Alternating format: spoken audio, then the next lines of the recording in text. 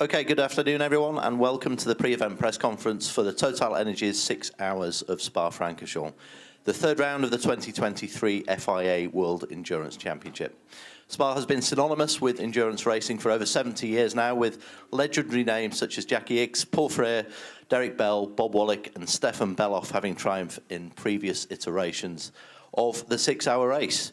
But sports car racing creates new stars and heroes, and this weekend, in an expanded hypercar grid, we will see an additional Porsche and Cadillac challengers join the stellar hypercar field. In this first part of the chat today, we will speak to drivers and representatives from Ferrari, Porsche, Peugeot, Cadillac, Toyota, Glickenhaus, and Van Wall. We also welcome fans from across the globe on our official YouTube channel. So without further ado, let's begin from left to right and welcome from Ferrari AF Course. We've got Alessandro Pierre Guidi. Alessandro, great to see you. Welcome to Spa Circuit. You've had success, notable success before, that unforgettable race last year when you won the LMGTE Pro class, of course. What's the frame of mind that you and the team are in coming to Spa after some really strong showings in those first two races at Sebring and Portimao? What's the summary of performances so far in this debut season for Ferrari? Hello everyone. Generally has been quite nice our performance. If you think we are coming after more or less than 1 year of development of the car, and we are quite strong. I think we are the second force at the moment. Toyota is still in front of everyone, and I expect here will be the same. But we keep working to close the gap. It's quite important so far, but we have time to improve ourselves, to look ourselves, and try to close the gap. Straight line speed is important at Spa. We know that the 499P is a slippery car. It's been proven, good top line speed. Are you expecting this relatively low downforce circuit to play into the hands of the design of this car? Yeah, for sure. Our car is quite good in terms of efficiency, and we are more or less all the time quite quick in the straight line. But in Sector 2, the level of downforce is very important in this track. So yes, for sure, it's a slightly better track for us compared to the very high downforce track. But the importance of the downforce in this type of car is really high, and so. I'm not sure will be much better, but for sure is a bit better than the previous two races. Okay, looking forward to seeing what Ferrari can bring to Spa. Good luck this weekend, Alessandro. Let's move over to Thank you. Batti Pregliasco, the team manager for Ferrari AF Course, and Batti, another good showing as Alessandro said at Portimao. Just expand a bit on those learnings, what you're understanding about the car, and again, what you're looking to evidence here at Spa this weekend. For sure, everybody knows that we had some issues in Portimao, so it was not a perfect weekend. We try to understand what happened and try to be reliable.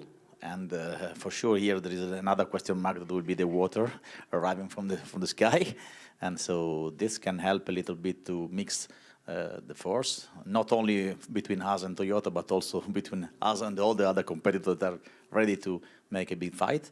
So we try to do our best for sure, and we are progressing day by day. They are working, the guys, Ferrari and all the mechanics, they work on that night and day, and we improve day by day because, as you know, we are not so old in this series, in this class. Now, it used to be the case that Spa was so crucially important for Le Mans. Used to always precede the Le Mans as it does now, the 24 hours. How much of that is still true? And if so, what are you sort of learning here that could influence or sort of show what the team can do at Le Mans in about 6 weeks' time? Every single hour we do help to progress, and is for sure an help for Le Mans. We still plan to make some testing, some improvement for the big race of the 24-hour. But everybody knows also that the 6 hours is completely different from the 24-hour. The strategy, the plan to make a 24-hour is a little bit different. So for sure, is important. Spa is a good track for that, but still a lot of work to do.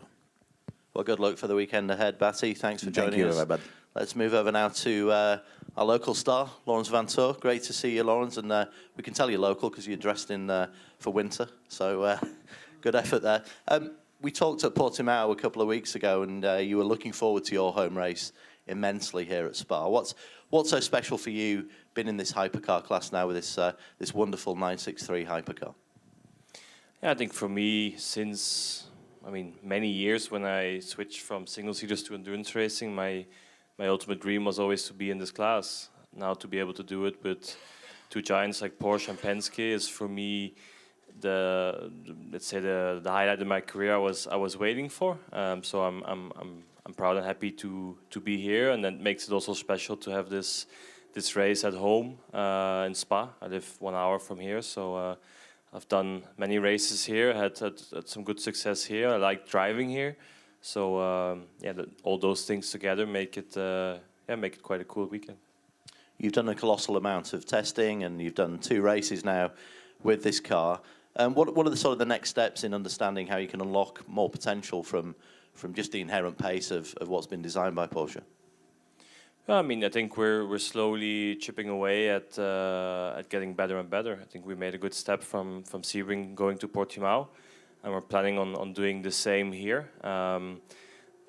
It's in the end, we're a complete new team. All the people are putting together, are new together, so things take time to work and to gel. I think that's a normal procedure. In terms of the car as well, it's a new car. We're slowly improving step by step. And like I said, we made a good step in Portimao. Hopefully we can do the same here, and then one more in Le Mans. Good stuff. Thanks very much, Laurens. Let's move over now to Urs Karatler, the Director of Factory Racing for Porsche in Hypercar. Urs, when we spoke to you a couple of weeks ago in Portugal, we talked about that gap to the pinnacle of the field. Do you feel at Portimao that you made decent progress and constantly chipping away to get further to the front of the field? Definitely. Like Laurens just said, we do little steps, bigger, smaller, bigger steps every time, every kilometers we learn. And since Portimao, we had not a lot of testing, obviously, but we did some steps there, and we're very confident to be, again, reliable and performant here in Spa. And when you look ahead to the 24 hours next month, in June, what sort of aspects of what you learned from here at Spa will you be looking to address and just cement into what you're going to turn up with at Le Mans? First of all, we have some reliability issues to overcome. So every kilometer counts again here. And also what we learn is for the performance. We have just a few tests more until Le Mans, and there's a lot to learn still. Reliability is key. In Le Mans is also here key, obviously, but in Le Mans is the biggest thing. Okay, all the best, Urs, and to the team. So now let's move over to a familiar face to the WEC paddock. It's Sebastian Bourdais. Good to see you, Seb. Driving the number 3 Cadillac V Series R with Jack Aitken and Renger van der Zande. You've raced with the car, obviously, in IMSA this year. Just tell us about this fresh challenge in the WEC, and what are the key challenges for you and the team this weekend? Well, the biggest challenge was to first of all get here. For the whole team, it's been a massive amount of work building the car and finishing it up. I think we pretty much finished it this morning.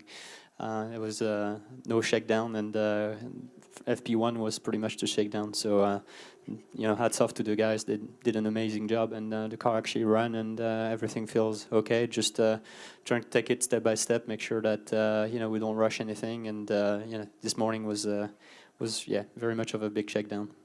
Now, you've raced in so many different eras of sports car racing, LMP 900, DPI, LMP1, and of course now Hypercar. Where does this period stand for you? What are you feeling? What's your professional feeling about this potential golden era of sports car racing? Does it excite you? Well, of course. I think everybody's super excited. The cars are a bit of an hybrid of I would say a very fast GT and a prototype as we used to know them. They're heavier, they're less efficient, but they got more power in some respect than at least the DPI cars that we had in the US. So it's an interesting combination, but obviously the very big highlight of that generation is the amount of manufacturers involved, and it very much feels like the GT3 class, is with pretty much every major manufacturer involved, or will be at least next year, and to have so many cars fighting for overall victory is just amazing, and I don't think. I think we would have all pinched ourselves had we been thinking about it 5 or 6 years ago, and to see it become true now it's just amazing, and to be a part of it is a great honor. So super happy to be with Cadillac and to have kind of the double program between the US and WEC, and looking forward to the challenge. We know we got very stiff competition, but that's also what makes it so much more exciting. Looking forward to seeing you in action, Seb. Thank you. Let's move over to Mike O'Gara, the Director of Operations for the Cadillac V Series R program. Mike, good to see you. Nice bit of yellow splash in Hypercar to mix things up with the predominantly red and blue colour schemes. What's the brief for this race on Saturday? Is it literally just a shakedown and preparation for Le Mans, or are you looking for a bit more here at Spa? Well, we never show up to the racetrack not to win. So obviously we're trying to do the best we can. But it's really a training and learning experience for us, from logistics to rules to the car. This is, like as Seb said, a brand new car that we rolled out today. Typically it would be at a private test or an airfield or something, and today was the shakedown, and Seb got drew the short straw to take it around the first time at a pretty challenging place. So the car did everything it was supposed to. The crew, this is the IMSA crew that's running the car this weekend, so making sure they know how scrutineering works, how pit stops work, and we're just taking everything in and trying to be as prepared as we can for Le Mans. And you chose Jack Aitken to join Seb and Renger in the car. Obviously, we saw what a great job he did at Sebring, winning with Action Express. Just talk us through that process of taking Jack and how he's bedded himself into the team. Sure, yeah. Unfortunately, Jack didn't get any laps this morning. We tried to get him in at the end there, and we had a red flag. So we have Jack with us this weekend. We have a couple other employees from Action Express helping us, just to try to help them be as prepared as possible for Le Mans. We do have, as a Chip Ganassi Racing does have some experience at Le Mans, but not a lot of other WEC experience. Action Express has no Le Mans or WEC experience, so we've integrated a few of their folks with us this weekend, just to try to make that transition for them as seamless as possible, and to obviously try to improve Cadillac's chances next June, or this June. Thanks, Mike. Good luck for the weekend ahead. Let's move over now to Glickenhaus Racing and Olivier Pla, who will share the Glickenhaus 007 Hypercar with Romain Dumas and Franck Mayo, making an all-French lineup for the team this weekend. Olivier, a year on from that unforgettable pole position that you took here at Spa, just how are you feeling about racing in the hypercar category? Obviously, it's a very different scene to what we experienced in 2022, but from a competitive point of view, are you enjoying the challenge with Glickenhaus now? Yeah, no, for sure for us, as you say, it's a challenge. The competition this year is much stronger, and I mean, you have to give a lot of credit to Jim to be here. We are doing it with a very small budget, so unfortunately we can't test, we can't develop our car. So yeah, at the end we know we are trying to extract the best of what we have. We are still learning about the tires every race, as we couldn't test this winter. So yeah, step by step, we try to do the best we can, and I think the best place for our car actually will be Le Mans, and we know that, Le Mans or Monza. So even if here I think it will be probably better than Portimao, but once again we are concentrate on ourselves and trying to do the best and to extract the best of what we have. We got the full range of Michelin tyres here this weekend, the three different compounds rather. What's that going to change in terms of anything from your side of things? Have you got a program fixed in at the moment for what you're going to run? Yeah, we try different combination, but it's we know more or less what we're going to run anyway. So we just try to set up the car on the best way possible for the tires we're going to use, and see how it goes. Thanks, Ollie. Good to see you. And let's move over now to Jim Glickenhaus. And Jim, the last race before Le Mans, tell us just where the team is at preparing for Le Mans. You got your first points of the season at Portimao, of course, and striving for more here, I guess, in Spa. Yeah, we always hope to do better. We certainly did better in Portimao than we did in Sebring, and I think we'll do a little better here than we did in Portimao. But, you know, we have a lot of different goals. One of the main goals we have is that the Centennial of Le Mans is a spectacular experience for the competitors and for the fans. And, you know, one member of the press wrote about the celebration at the podium at Portimao and said it was sort of subdued. And I think there is a danger that Le Mans could have a similar outcome.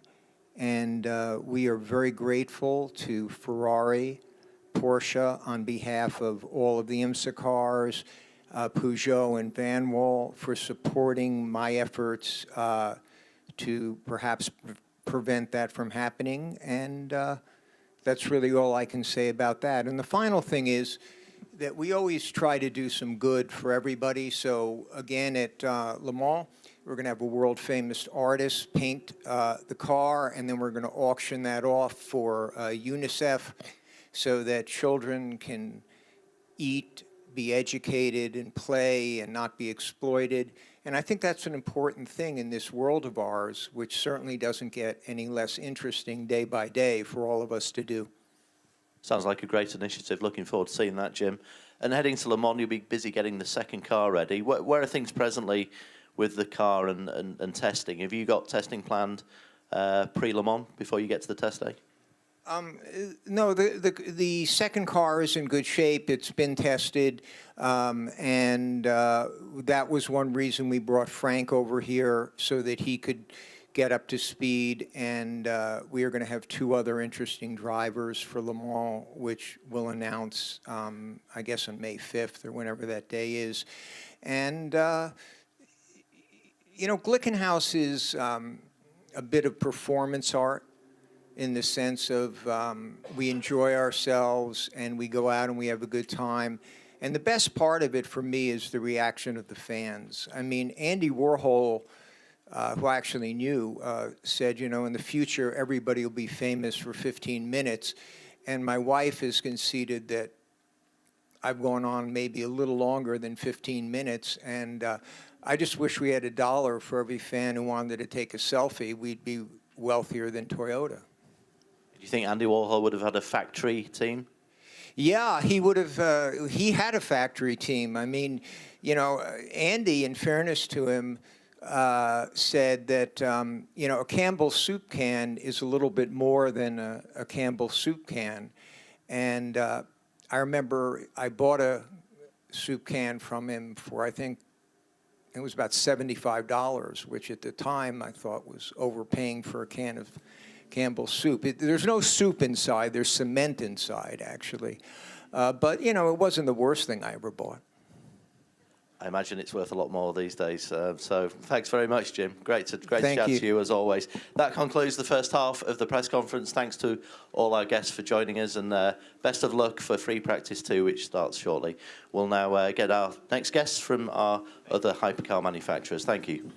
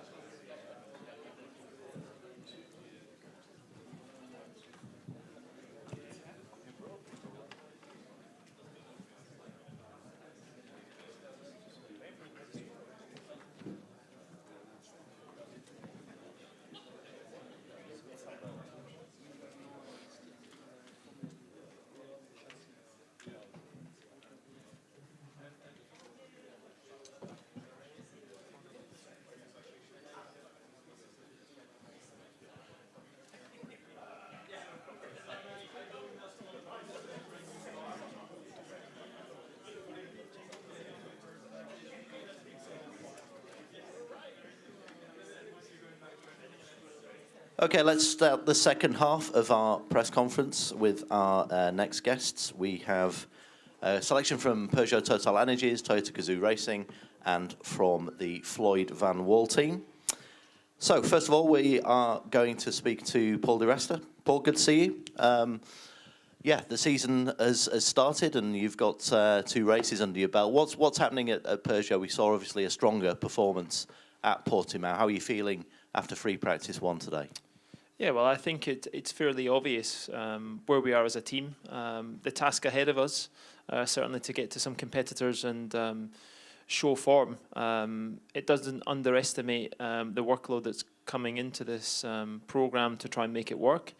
But clearly, we're way off the pace. So we're trying to go through everything we can, trying to move forward with the implications of where you are with a homologated car. And obviously learn as much as we can ahead of Le Mans.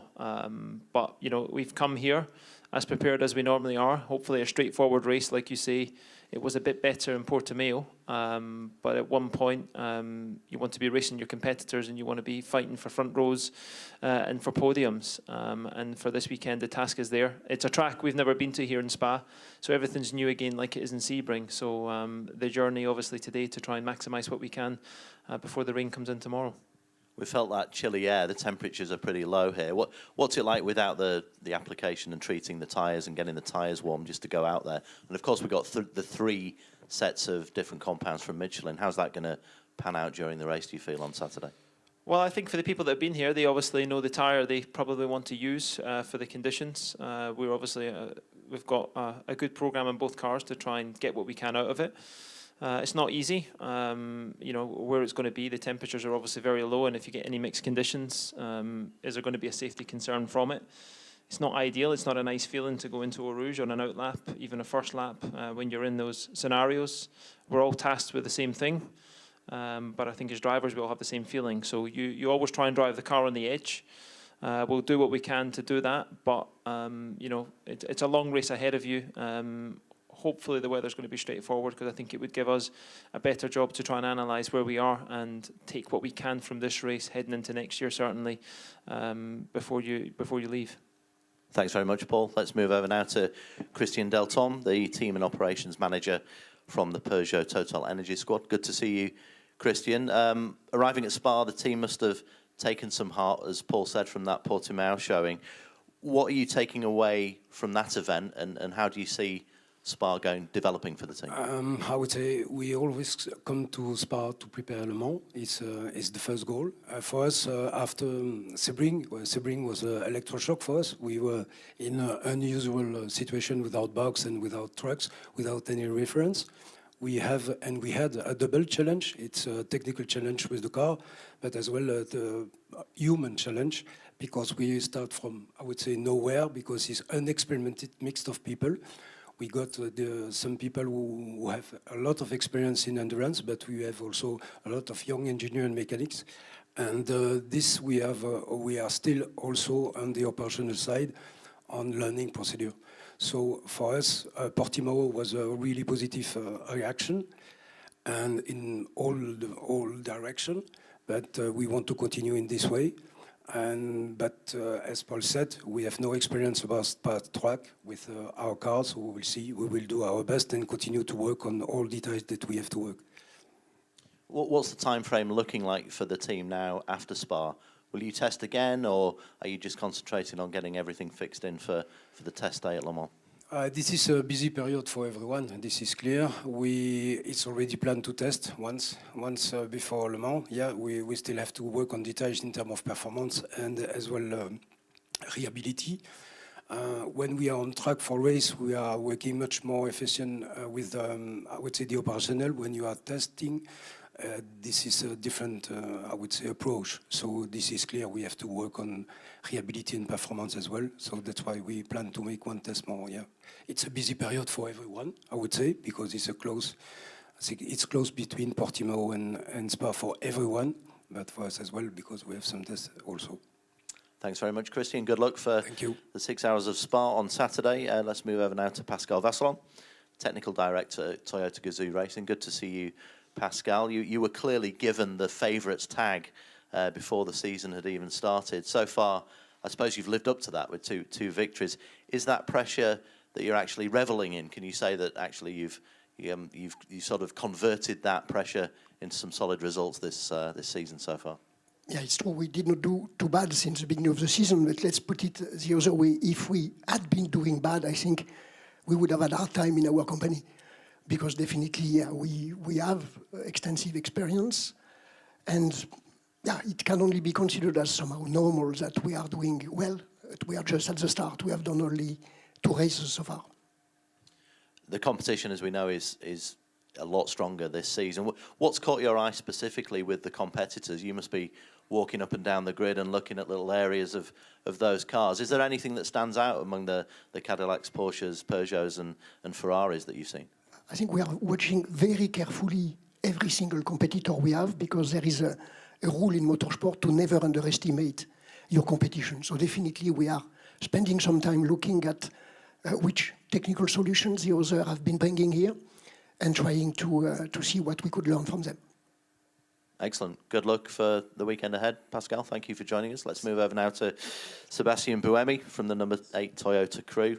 Remarkably, has won 5 races here at Spa in the past and remains the only driver to do that at a single track in the WEC. Seb, some great memories, as I said, but looking at this year as a whole, I guess if you get back-to-back victories now with Spa after Portimao, that's going to set you up very nicely as you enter Le Mans. Motorsport's always about momentum, so you must be feeling pretty good at the moment. Yeah, I mean, as Pascal has said, we've done not too bad for the beginning of the season. It's true that Spa is obviously a rehearsal for Le Mans, but we know that last year here in Spa we had a big issue, and we retired the car, and then obviously we don't want to experience that again here, but we are really humble. We know that things can happen. We try to work hard on every small details, learn at what the others are doing, and we know that even if it goes well here, it doesn't mean that it's going to go well in Le Mans. But of course now we have experience, and we just try to get our package together and make sure we don't do any mistakes, because even if it looks good out there, you still need to operate at a high level and obviously avoid any contacts and make the right decision in terms of strategy, because if you look at the first 2 races, I think mainly we've been really good in that aspect more than purely on speed, let's say. You were quickest in FP1, seems to be a strong start. How's the track feeling? How are you looking forward, especially with the tyres? Because as I mentioned to Paul, you've got these three sets, different compounds from Michelin this weekend. Yeah, we had quite a few issues, so we didn't do so many laps, and we know that tomorrow it may be wet. So of course, it puts a lot of pressure on today to make sure we have a good vision on how the car reacts and how the tires behave, because clearly if tomorrow's wet and dry on Saturday, you're not going to learn much tomorrow. So we need to maximize the learnings, and obviously with all those red flags happening, it's never easy. It's the same for everyone, but clearly a few teams have tested here in the last few weeks, and we didn't do that. So we have to maximize the possible mileage, let's say. Okay, thanks very much, Seb. Let's move over now to our guest from Floyd Van Wall, and firstly, Esteban Gurrieri. Good to see you, Esteban. Hope you're well. Ultimately, it ended in disappointment with that spectacular retirement in Portimao, but I imagine you were still able to take away some useful data. What are the areas that you're going to be concentrating on here at Spa in the sessions ahead? Yeah, well, for sure, it was a shame not to be able to finish. Of course, we are focusing on reliability first, to try to make as much experience as we can, because obviously we haven't that much testing, so every lap on track is useful for us. But okay, we learn from our mistakes. Also, I have to say that the car is quite sensitive to the changes we do, so whichever way we go, we are finding different outcomes in different tracks as well. So today, in FP1 also we learned something, and trying to understand the car as much as we can to extract the maximum potential of it. Obviously we want to be further on top, at least fighting in the mid pack. But we need to maximize our possibilities at the moment. Is there a bit of a temptation to just gauge yourself against Glickenhaus, the only other non-hybrid car, or Is that something that you're naturally competitively looking at in the sessions now? No, I think we are aiming higher. We are aiming to fight with Porsche to be up there, and obviously this being realistic, I would say it's something that is possible. I think we have some good spikes on pace sometime, but then all of a sudden with different situations the car goes away, or it's difficult to drive, or it gives it no confidence to the driver. But yeah, we need to find that that little area to make the car work. But yeah, let's try to aim higher, and obviously focusing on Le Mans, which is the biggest event. Hopefully we can learn something here. Also, I think we are most probably going to test from here to Le Mans. So yeah, this will be for sure useful for us.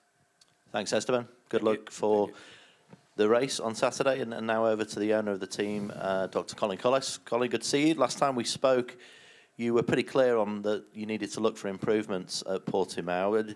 Did those materialise? How were you feeling in the debrief after that race in Portugal? Well, after FP3, yes. After qualifying in the race, no. And what were you majoring on? Was it operational again, or was it a combination of all different factors there? Well, qualifying was operational, and the race basically also because the failure was due to debris on track. Yeah.